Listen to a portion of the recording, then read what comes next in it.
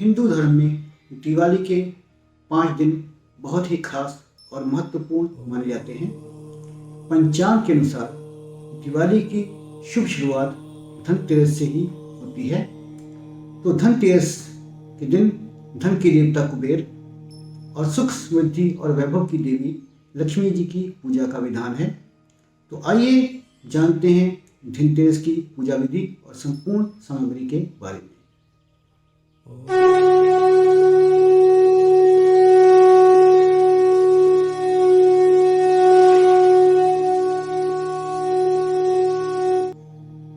धनतेरस के दिन माता लक्ष्मी, श्री गणेश जी, भगवान कुबेर, धन्वंतरी जी और यमराज जी की पूजा का विधान है। धनतेरस पूजा के लिए प्रदोष के काल को अति शुभ और उत्तम माना जाता है। धनतेरस के दिन नए बर्तन और आभूषण खरीदे जाते हैं।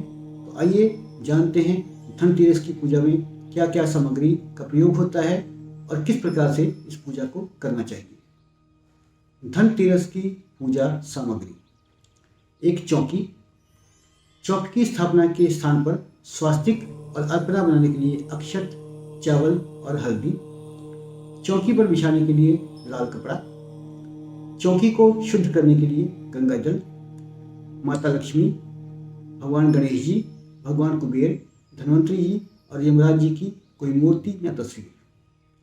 पूजा की थाली: सुपारी, कुबेर यंत्र, कलश, मौली या कलावा, मिट्टी के बड़े दिए, सरसों का तेल, 13 मिट्टी के दीपक और बाती, कौड़ियाँ, सिक्का, शक्कर या गुड़, चंदन, कुमकुम और हल्दी, अक्षत, रोली या अबीर, गुलाल, लाल और पीले पुष्प, पुष्पमाला, धूप, अगरबत्ती, चढ़ावा, खीर, बताशा, धनिया के बीज, नए बर्तन, नई झाड़ू, धान, मूंग, जो भी आपकी क्षमता के अनुसार उपलब्ध हो, सीजनल फल, मिष्ठान, तांबूल जिसमें पान, लौंग, सुपारी और इलायची रहेगी, क्षमतानुसार दक्षिणा और कपूर इत्यादि। धनतेरस की पूजा की तैयारी: सबसे पहले धनतेरस के दिन सुबह जल्दी उठकर स्नान करना चाहिए। उसके बाद साफ वस्त्र पहनकर और शुद्ध जल से भगवान सूर्य देव को अर्घ दें। इस दिन किसी जरूरतमंद को दान अवश्य करें।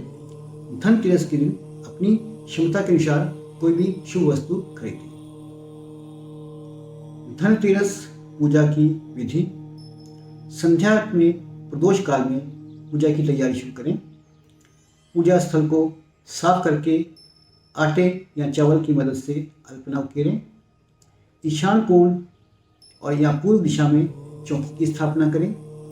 आप चाहें तो यहाँ स्वास्तिक भी बना सकते हैं। अब यहाँ चौकी स्थापित करें और इस पर एक लाल वस्त्र बिछाएं। अब सभी भगवानों के आसन के स्वरूप में इस पर अक्षत डालें। इस चौकी पर माता लक्ष्मी को स्थापित करें। साथ ही कुबेर यंत्र को कुबेर देवता के रूप में और एक सुपारी को श्री गणेश जी के रूप में स्थापित करें। अब एक कलश में जल भरें और उस पर कलावा बांधें। अब चौकी पर कुछ अक्षत डालकर यहाँ पर कलश की स्थापना करें। इसके मुख पर एक बड़ा दीपक रखें और उसे प्रज्वलित करें। ये कलश भगवान धन्वंतरी का स्वरूप है। आप भगवान धन्वंतरी की प्रतिमा या फोटो भी रख सकते हैं।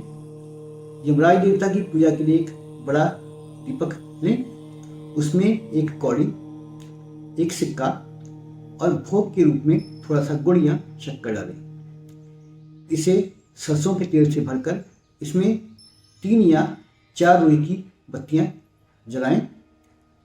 13 मिट्टी के दीपक प्रज्वलित करें और इसे पूजा की चौकी के पास रखें। अब एक पात्र से 3 बार आचमन विधि करें और चौथी बार हाथ से जल लेकर जमीन पर छोड़ दें। उसके बाद गणेश भगवान का मंत्र या अगर आपको स्वस्ति वाचन आता है तो आप स्वस्ति वाचन का उच्चारण कर सकते हैं।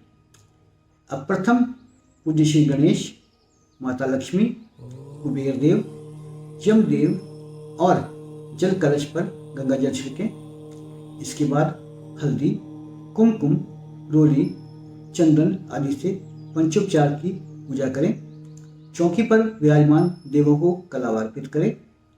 कौड़ी और सिक्का माता के चरणों में रखें। इसके साथ सभी भगवानों को अबीर, गुलाल और अन्य सुगंधित चीजें चढ़ाएं और धूप, अगरबत्ती और दीपक जलाएं। धनतेरस के दिन जो भी सामग्री खरीदी गई है उसे पूजा की चौकी के पास अवश्य रखें। खीर, बताशा और धनिया भी माता लक्ष्मी को धनतेरस के दिन अवश्य चढ़ाएं। सोने चांदी के आभूषण, सिक्के, बर्तन, झाड़ू, धान, मूंग आदि भी पूजा में अवश्य रखें। चांदी या अन्य किसी भी धातु की कटोरी में खीर और फल मिष्ठान का फोड़ लगाएं। तांबूल, जिसमें पान, लौंग, सुपारी और इलायची रहेंगी, उसे चाहिए। अपनी क्षमता के अनुसार दक्षिणा भी रखें। इसके बाद दाएं हाथ में पुष्प लेकर चौकी पर विराजमान सभी देवों से अपने परिवार की सुख शांति और समृद्ध जीवन की कामना करें। अब कपूर से आरती करें और सब में प्रसाद वितरित करें। मृत्यु देव यमराज जी के लिए जो अपने दीपक रखा है उसे ले जाकर अपने घर के द्वार के दक्षिण दिशा में रखें। ये इस दीपक को जलाकर घर के भीतर नहीं रखना चाहिए, इसलिए इसे घर के बाहर दहलीज पर ही रखें और अगले दिन कलश का जो जल है उसे तुलसी माता को अर्पण कर दें। तो ये थी धन के देवता कुबेर देव, माता लक्ष्मी और भगवान धन्वंतरी की पूजा विधि। तो इसी के साथ ही हम आपसे इजाज़त लेते हैं। अगर आपको ये वीडियो पसंद आई है तो इसे लाइक कीजिए, शेयर कीजिए और हमारे चैनल को सब्सक्राइब कीजिए ताकि हम इसी प्रकार की और भी वीडियो आपके लिए ला सकें। इसी के साथ ही आपसे इजाज़त लेते हैं। धन्यवाद। जय श्री राम।